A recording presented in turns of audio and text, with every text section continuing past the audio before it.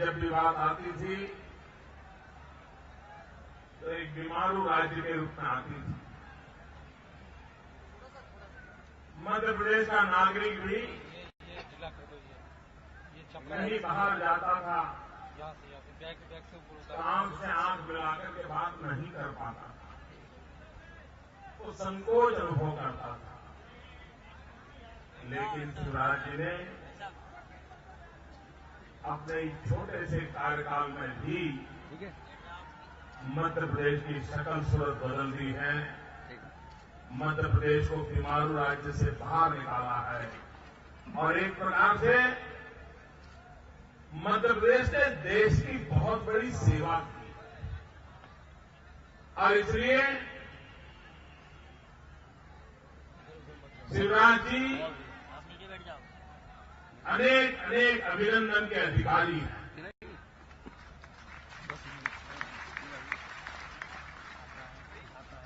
कल उन्होंने नर्मदा को क्षिप्रा से जोड़ दिया। एक पानीदार मुख्यमंत्री कैसा काम कर सकता है उसका उदाहरण प्रस्तुत कर दिया। आज उन्होंने धरती को अंबर से जोड़ करके सौर ऊर्जा का, ये सौर ऊर्जा का काम ये सिर्फ मध्य प्रदेश को नहीं, ये उनका हिंदुस्तान को अनमोल नजारा है और इसलिए श्रीमान शिवराज जी बहुत बहुत अभिनंदन के अधिकारी हैं। आज देश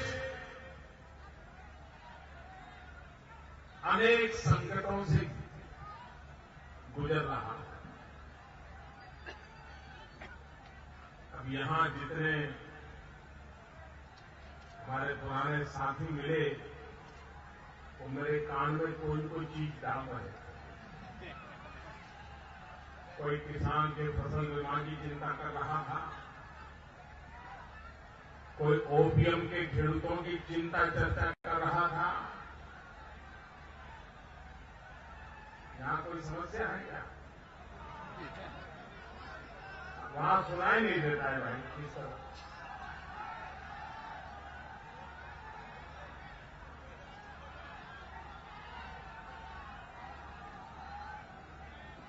मेरी आवाज आपको पहुंचे या न पहुंचे, वक्त का तकाजा है कि आपकी आवाज मेरे पास पहुंचनी चाहिए।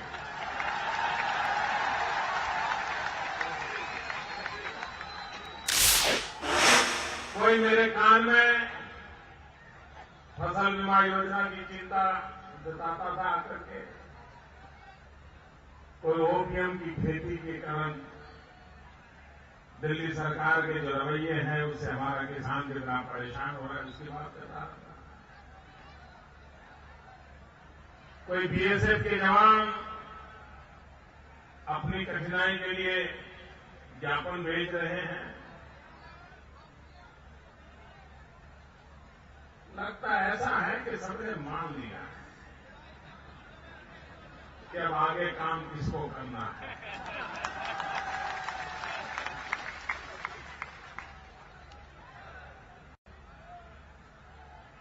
और जनता की आवाज ईश्वर की आवाज होती है।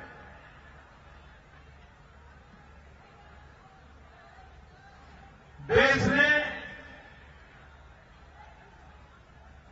इतने प्राकृतिक संसाधन होने के बावजूद, इतना सामर्थ्यवान देश होने के बावजूद, इतने ऊर्जावान नौजवान होने के बावजूद भी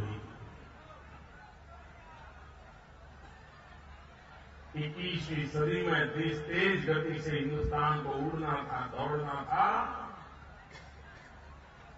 इस दशक में देश लुढ़क गया। अकेले ऊर्जा क्षेत्र को देखें,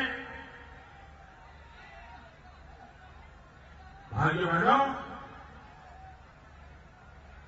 देश में एक तरफ अंधेरा है, दूसरी तरफ 20,000 मेगावाट बिजली के कारखाने बंद पड़े हैं। लोग बेरोजगार हो रहे हैं। और कारण क्या? आपके घर में गेहूं हो, चावल हो, दाल हो, सब्जी हो, नमक हो, मिर्ची हो, मिट्टी का तेल हो, सब हो, लेकिन जलाने के लिए दिया सही न हो और इसके कारण पूरा घर भूखा मरता है। ऐसी कभी कल्पना की है आपने? ये दिल्ली सरकार का कारोबार है। बिजली के कारखाने हैं, काम करने वाले लोग हैं, बिजली की खपत है, बिजली की जरूरत है, देश में अंधेरा है, लेकिन बिजली नहीं है। क्यों? बिजली पैदा करने के लिए जो कोयला चाहिए वो कोयला उपलब्ध नहीं है। कोयला क्यों उपलब्ध नहीं है? तो कभी एनवायरमेंट के नाम पर, कभी पॉलिसी पैरालिसिस के कारण, कभी भ्रष्टाचार की सीमाओं पार कर जाने के कारण, सुप्रीम कोर्ट की नाराजगी के कारण सारा का सारा कारोबार ठप पड़ा।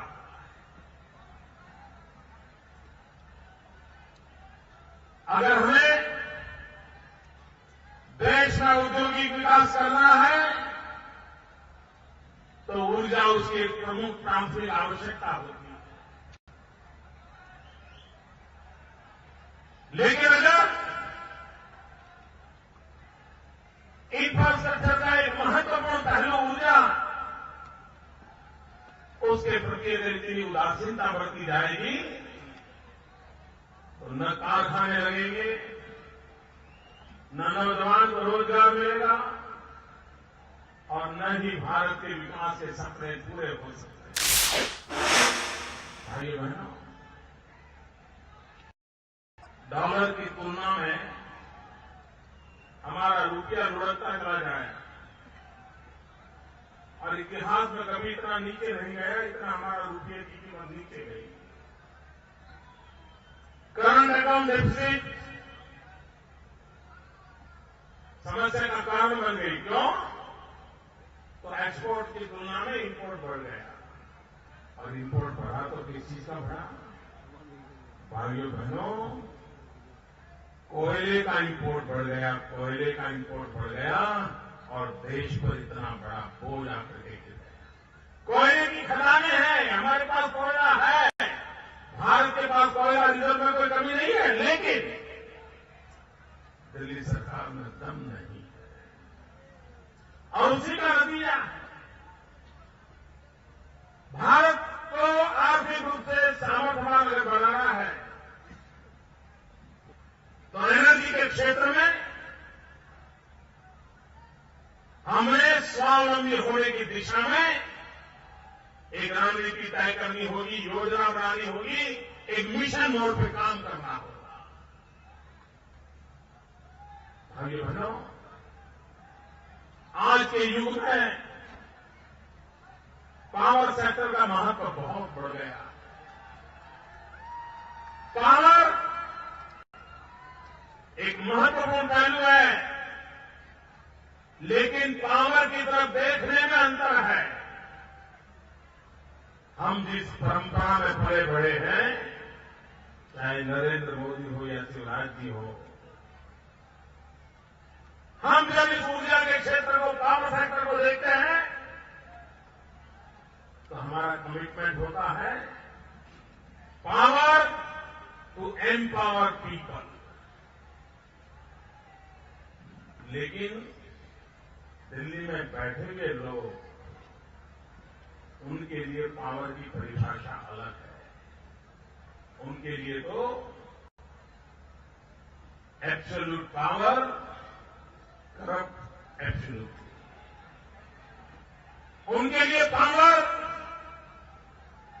करप्शन का स्रोत बन गया है। हमारे लिए पावर सामान्य मानव को एम्पावर करने का एक साधन बन गया। ये सोच में अंतर। भारत जैसा देश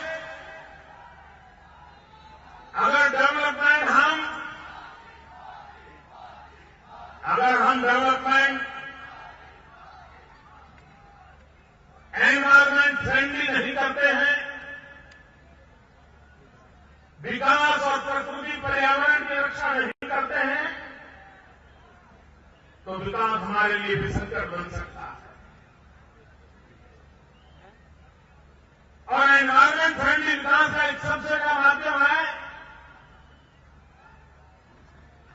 प्राकृतिक संसाधनों से ऊर्जा का उत्पादन। श्रीमान शिवराज जी ने सोलर पावर प्रोजेक्ट को लेकर के न सिर्फ बिजली के क्षेत्र में कदम रखा है, लेकिन उन्होंने हमारी भावी पीढ़ियों की रक्षा का भी आज शिलान्यास किया है। हमारी आने वाली पीढ़ियां सुरक्षित रहे, उनको ये प्राकृतिक संसाधनों का अधिकार मिले, उनके लिए पानी बचे, उनके लिए अच्छी हवा बचे, उनके लिए पेड़ पौधे बचे, उनके लिए प्राणवायु बचे। आने वाली पीढ़ियों की चिंता करने वाला व्यक्ति ही देश और दुनिया में अपनी याद छोड़ करके जाता है।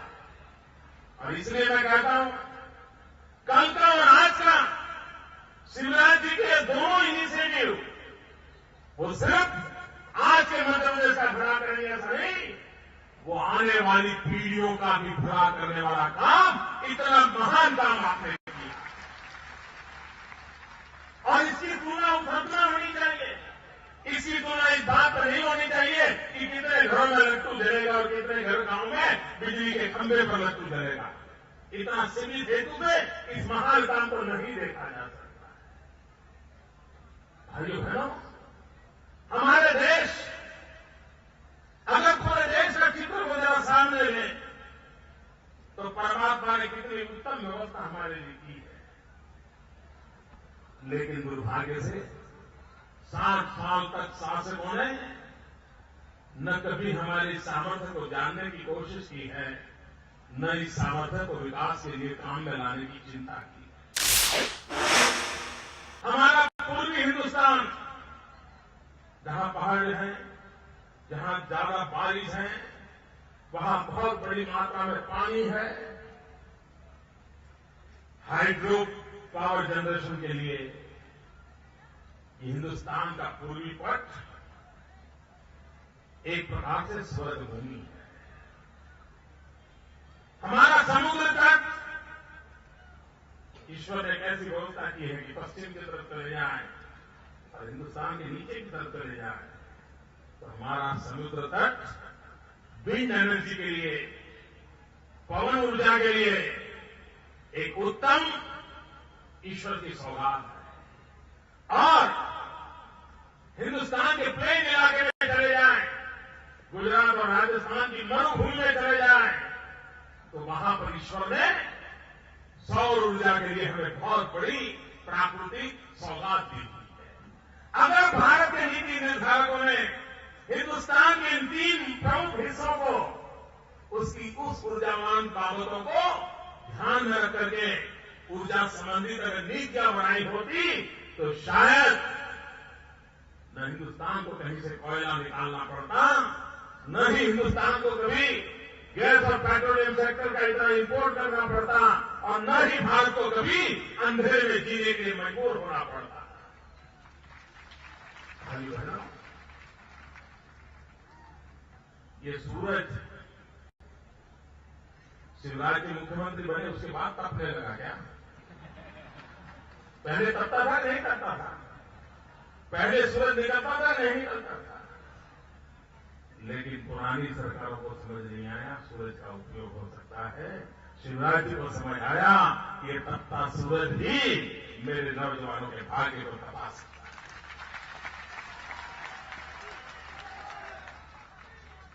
ये नर्मदा पहले चाहिए जिसको नर्मदा और त्रिपुरा को जोड़ने का मन कर जाए, तभी तो बदलाव आता है।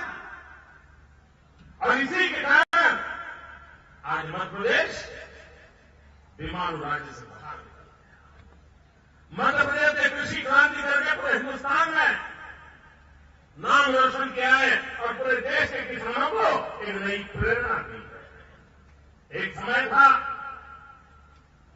कृषि विकास की जब भी बात आती थी तो गंगा, यमुना, कृष्णा, गोदावरी इन्हीं पट की व्यवस्थित उसी इलाके के किसानों का नाम आता था। पंजाब, हरियाणा के किसानों का नाम याद आता था।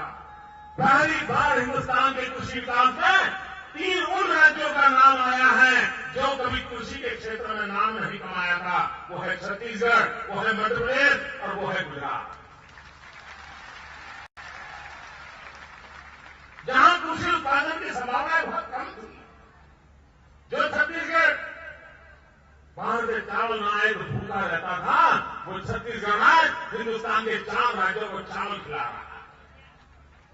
गेहूं के भंडार कभी पंजाब भरता था, आज गेहूं के भंडार मेरा मध्य प्रदेश का किसान भर रहा है। भाइयों बहनों, ये जो बदलाव आया है और इसलिए ग्रीन रिवॉल्यूशन हमारे देश ने देखा है। हमारे देश ने व्हाइट रिवॉल्यूशन देखा है। हिंदुस्तान के तिरंगे के 3 रंग हैं। जिस तिरंगे के लिए हम गौरव करते हैं, आन बान शान से सर झुकाते हैं, उस तिरंगे के 3 रंग हैं। एक ग्रीन, दूसरा व्हाइट और तीसरा सैफ्रॉन। भाइयों, देश ने ग्रीन रिवॉल्यूशन देखा, देश ने व्हाइट रिवॉल्यूशन देखा, आज घड़ी आई है सैफ्रॉन रिवॉल्यूशन। और जब मैं सैफ्रॉन रिवॉल्यूशन कहता हूं उसका मतलब है एनर्जी का कलर है सैफ्रॉन, एनर्जी का कलर है सैफ्रॉन। और इसलिए एनर्जी सेक्टर में एक बहुत बड़ा रिवॉल्यूशन होगा, ये हमारे देश में आवश्यक है। भाइयों बहनों, हमारे यहां पूर्वजों ने सूर्य भगवान को एक शक्ति के स्रोत के रूप में माइथोलॉजी में स्वीकार किया है और ये कहा गया है कि सूर्य भगवान का रथ 7 घोड़ों पर सवार होता है। 7 घोड़ों पर सूर्य भगवान का रथ चलता है। भाइयों बहनों, ये ऊर्जा का स्रोत की कल्पना हमारे पूर्वजों ने की, सूर्य भगवान के रथ की कल्पना की। वो 7 घोड़े कौन से हैं? भाइयों बहनों, ये सूर्य भगवान का रथ, ये ऊर्जा का रथ, इसके जो 7 घोड़े हैं, एक है कोयले पर आधारित ऊर्जा, दूसरा है गैस पर आधारित ऊर्जा, तीसरा है हाइड्रो पर आधारित ऊर्जा, पानी पर आधारित, चौथा है सूर्य शक्ति के आधार पर ऊर्जा, 5वां है बायोमास के आधार पर ऊर्जा, 6ठा है न्यूक्लियर एनर्जी, 7वां है विंड एनर्जी। ये 7 घोड़े सभी राज्यों में, इन 7 घोड़े पर ऊर्जा का रथ सवार होना चाहिए, तब जाकर के भारत को हम ऊर्जा के क्षेत्र में आत्मनिर्भर बना सकते हैं। भाइयों बहनों, बायोमास ऊर्जा के क्षेत्र में कितना बड़ा महत्वपूर्ण क्षेत्र है। कल तक अपने शहर का, गांव का, नगर का कूड़ा कचरा हमें बोझ नजर आता था, गंदगी हमें परेशान करती थी। भाइयों बहनों, विज्ञान और टेक्नोलॉजी इतनी तेजी से बदल रही है कि वही हमारी गंदगी, वही हमारा कूड़ा कचरा वो कंचन में परिवर्तित हो सकता है। और इसलिए कूड़ा कचरा भी सोना बन सकता है। बायोमास से ऊर्जा लाखों लोगों को रोजगारी दे सकता है, स्वास्थ्य की समस्याओं